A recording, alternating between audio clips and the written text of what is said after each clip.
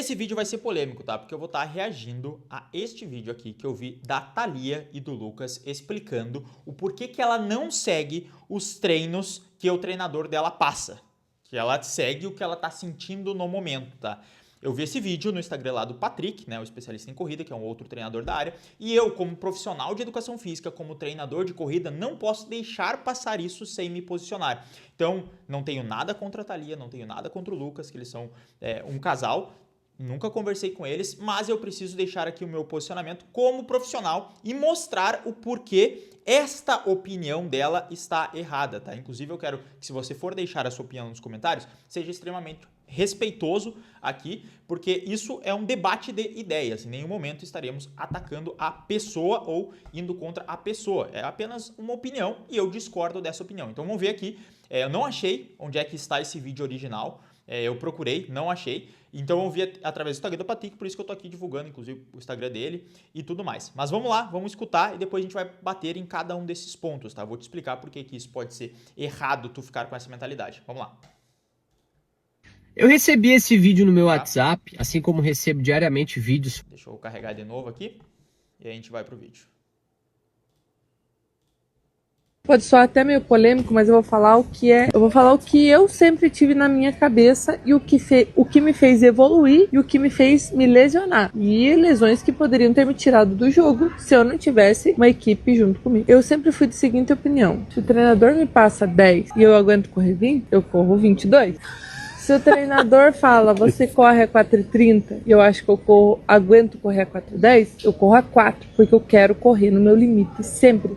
Esse é o primeiro grande erro, tá? Vamos ver tudo, depois eu vou passando em cada um dos pontos. Eu posso mais. Então, eu vejo que o Lucas e outros atletas são assim: o treinador passou isso, eu vou fazer exatamente isso. E às vezes, o treinador ele não sabe exatamente o que está sentindo. É polêmico isso que eu tô falando, não sei nem se deveria ir pro ar. Mas é uma individualidade minha e é por isso que eu me lesiono bastante, porque eu não sigo o que o treinador passa. Mas em contrapartida, é o motivo que me faz estar onde eu tô. Eu vou corrigir um pouco o que você falou, mas em partes você tá certo. O atleta tem que sentir o corpo e entender onde que ele pode apertar e às vezes onde que ele pode reduzir. Porque quem conhece o teu próprio corpo é você mesmo, não é o treinador. Então às vezes o treinador passou 10 km lá, mas putz, você tá meio cansadão, saiu do trabalho, filho, tem alguma responsabilidade, você vai fazer só 8, entendeu? Tá numa velocidade muito alta, você vai fazer uma velocidade baixa, porque talvez você dormiu mal, comeu mal, entendeu? E a Thalia, ela não baixa o sarrafo, só pra cima, entendeu? É ou não é? Então, esse foi o vídeo. Agora o Patrick dá a opinião dele, que inclusive eu concordo, até tem meu comentário aqui, mas não é isso que a gente vai debater, né? Então vamos pra cá, porque eu acho que é a parte mais importante, tá? Vamos cada um dos pontos. Primeiro, ela fala: eu treino sempre no meu limite. Esse já começa sendo um grande erro. Por quê? Porque treinar sempre no limite, existem 3 grandes problemas, tá? Quando a gente faz um treino no nosso limite, nós temos um impacto fisiológico, biomecânico e psicológico muito grande. Por quê? Porque cada um desses pontos, eles reagem, fisiológico, faltou um C aqui, reagem de alguma forma. Faltou um I aqui também. Nossa, aqui é que eu tô escrevendo por cima do microfone, aí tá meio ruim, tá? Mas enfim, por que esses 3 pontos eles impactam? Primeiro, sempre quando a gente faz a gente faz um treino no limite, o impacto fisiológico disso ele é muito maior, porque ele vai desgastar muito mais as nossas reservas de glicogênio, as nossas questões de reserva energética, a descarga de hormonal, a descarga de cortisol, o estresse que a gente vai ter no nosso corpo, tá? Então, estresse geral. Esse é o primeiro ponto. Muitas vezes um treino não é para mim terminar ele totalmente desgastado, zerado de glicogênio, porque eu vou demorar muito mais para recuperar e isso vai ter um impacto no corpo. Muitas vezes eu só quero dar um estímulo naquele treino ali, sem ser um estímulo tão agressivo que me permita recuperar. Segundo, o impacto biomecânico de correr sempre no limite, ele é muito maior também. Por quê? Quando eu corro numa velocidade X, eu tenho um nível de estresse muscular, tendíneo e nas articulações. Então, acontecem microlesões no meu músculo e por conta disso, eu vou pegar e vou estar gerando um estresse ali. E eu vou demorar um tempo X para recuperar. Se eu vou treinar mais forte, eu vou demorar às vezes 2x para recuperar, 3x para recuperar. E isso é um problema, assim como o meu tendão. Por quê? Se eu faço esse treino aqui, que era para ter uma carga X, vamos botar aqui em termos práticos, tá? Fiz um treino, o treino que o treinador me passou era 10 km para 4 de pace. Eu, como treinador, isso aqui era para ter um treino de limiar, digamos assim, era para ser um treino confortavelmente difícil, ele era para ter um nível de cansaço, sei lá, um nível de cansaço 6 de 10, tá? De esforço, PSE. Beleza, 6 de 10. Por quê? Para o meu músculo, meus tendões se recuperarem. Só que eu faço o treino mais forte, porque eu estava me sentindo bem naquele dia. E aí, a minha PSE, que era 6 de 10, ela virou 8 de 10. Tem algum problema nisso? Tu olhando única e exclusivamente para um treino? Não. Só que nós, como treinadores, eu principalmente quando olho para os treinos dos meus alunos e para a evolução deles ao longo do tempo, eu sempre falo que a gente olha as árvores, a floresta inteira.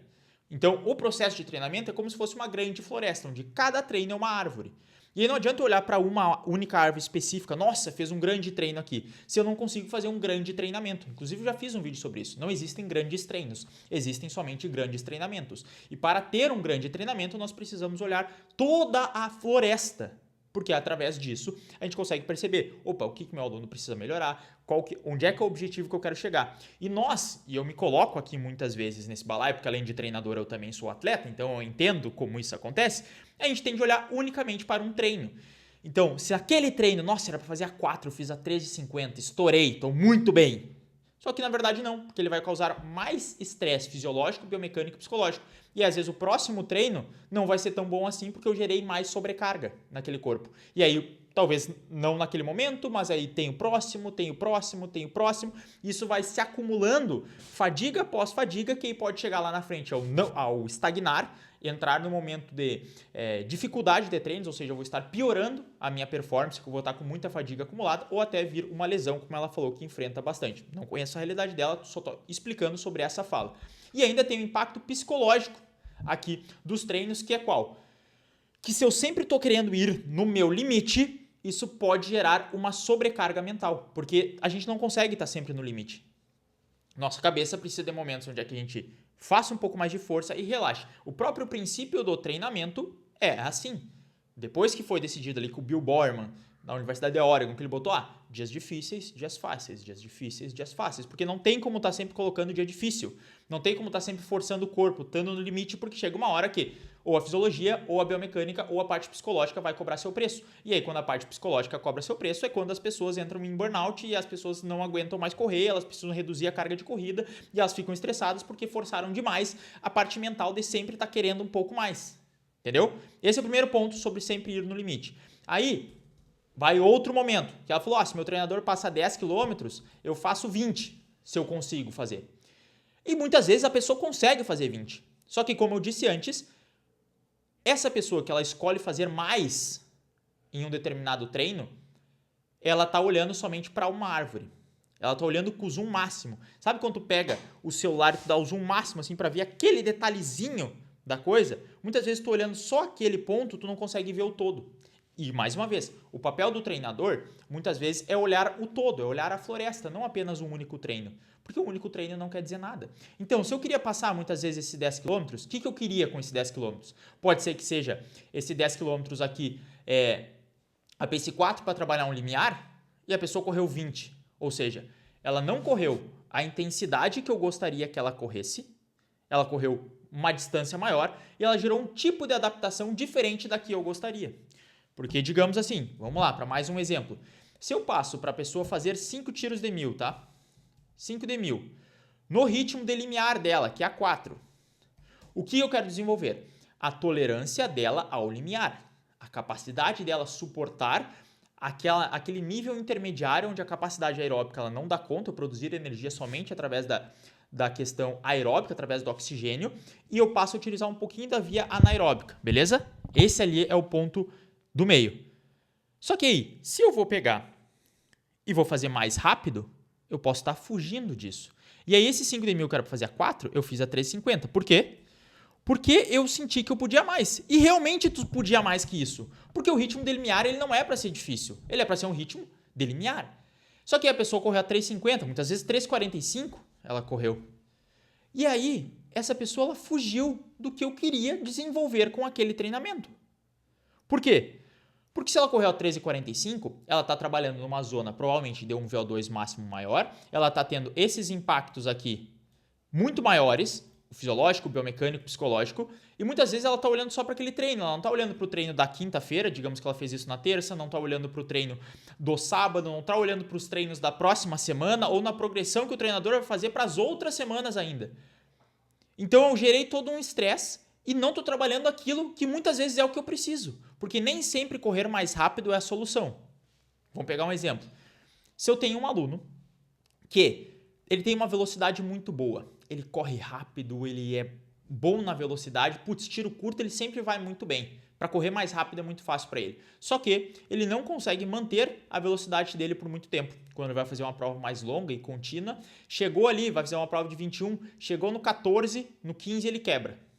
Opa, o que eu preciso trabalhar com esse aluno? Eu preciso trabalhar a resistência, o ritmo de limiar dele.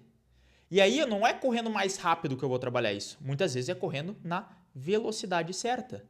E aí se eu vou fazer um treino numa velocidade que não é a minha, o que vai acontecer? Eu não vou estar trabalhando o que eu preciso trabalhar, o que eu quero desenvolver, o que eu tenho que desenvolver. Eu vou estar trabalhando um outro ponto. E aí, esse que é o grande problema. Então, não é trabalhar sempre no limite ou querer correr mais rápido, ou muitas vezes não é porque eu sei que tu quer correr mais rápido, eu quero sabotar a tua evolução. Não, eu simplesmente estou olhando além. Quais são os próximos passos? Adianta eu fazer esse treino de 5 de 1000 a 13,45, aí o treino que eu tenho na quinta-feira eu não consigo fazer, o treino que eu faço sábado eu faço com uma percepção de esforço muito maior do que era, e aí na semana que vem eu estou mais cansado do que eu deveria estar. Ao invés de fazer 3 treinos muito bons, eu fiz um treino bom, acima do que era planejado, excelente, e os outros 2 treinos meia boca. Eu não vou conseguir desenvolver o que eu gostaria de desenvolver. O que é melhor? Você fazer 3 treinos nota 8, ou você fazer um treino nota 10 e 2 nota 4, ou nota 5? Provavelmente fazer 3 treinos nota 8, né? 3 treinos nota 9, porque você consegue dar mais estímulos. E quanto mais estímulos você der, quanto você melhorar a sua recuperação, não ter um custo fisiológico, biomecânico ou psicológico grande, mais você consegue se manter treinando e melhorando. E aí tem a última frase, o último ponto que tanto o Lucas quanto a Thalia tocam, que é: se você ainda não conhece a minha assessoria de corrida e quer ter alguém para ajudar a melhorar seu pace, é só você clicar no primeiro link da descrição para conhecer como funciona a minha assessoria, porque eu sou o Nestor, sou treinador e atleta amador de corrida de rua, já tenho mais de 10 anos aí no treinamento de corrida especificamente, então se você deseja ter o meu acompanhamento pessoal para você evoluir, clica no primeiro link da descrição.